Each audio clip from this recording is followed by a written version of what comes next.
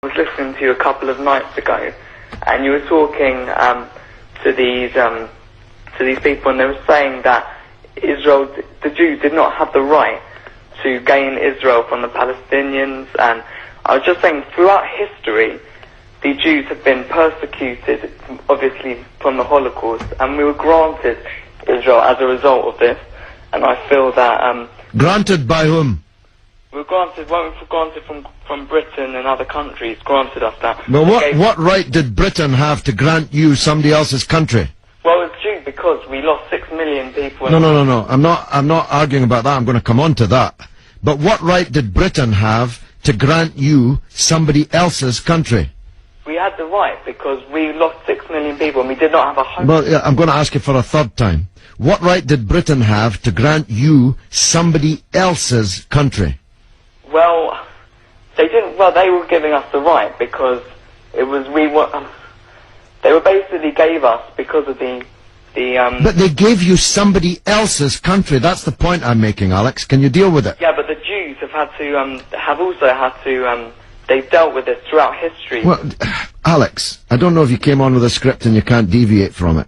Can you please answer that point? And we'll come to the Holocaust and who was responsible for it and who should have paid and what they should have paid for it. But given that you've said Britain granted you, and you're presumably saying you because you're Jewish, somebody else's country, I'm asking you, what right did Britain have to grant you somebody else's country? Britain, you could say they didn't have a right, but they came in and dealt with us and with the Jews having lost all these lives, and they basically granted us this land. Okay. Well, I see I'm getting nowhere on this, Alex, so let me deal with your overarching point. Maybe you're just not equipped to deal with the principal point that I have made. The Jews have suffered racist anti-Semitism down the ages in many, many European countries, including our own. They were subject to regular discrimination at best, and pogrom and murder at most. That's undoubtedly true. The one place in the entire world that Jews were neither discriminated against nor subject to pogrom was the Muslim world. In fact, so much was that the case that when Christianity came back to power in Spain, in Andalusia, in the western extent of the Islamic Empire, when the Muslims left, the Jews left with them, because they feared the Christian anti-Semitism which would be unleashed in the wake of the departure of the Islamic civilization in the West.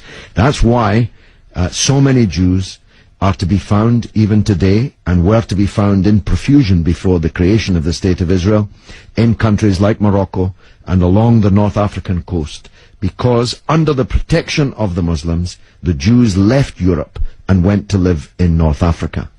The Palestine that was wiped off the map when Britain granted you somebody else's country had Jews living side by side with Christians and Muslims for century upon century without the slightest trace of discrimination or violence or pogrom. So, what's happened is that Christian anti-Semitism in Europe, which massacred 6 million Jews in the greatest crime in human history, was paid for not by the Christian countries of Europe that either practiced or turned a blind eye to that anti-Semitism, but was paid by the very people who were completely innocent of that Holocaust, who had never persecuted the Jews, who had never pogromed the Jews.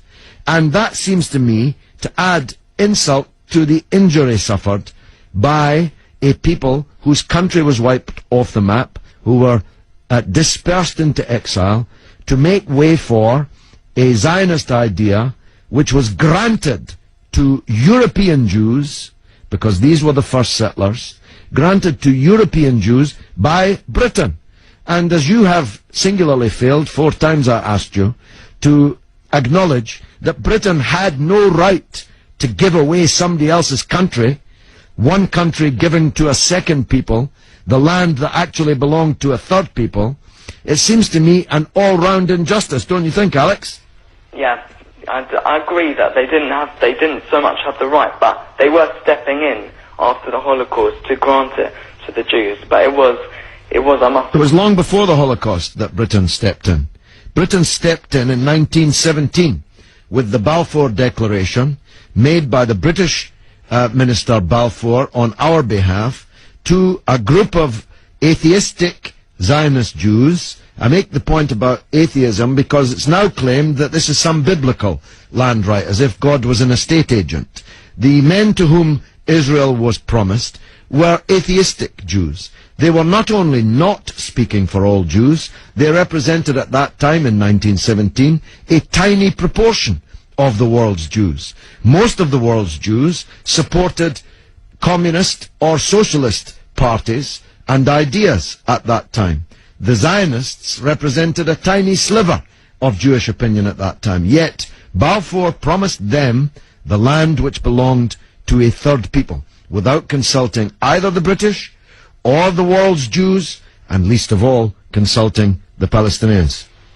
Okay, well, thanks very much for talking. Okay, Alex, thanks for listening, my friend.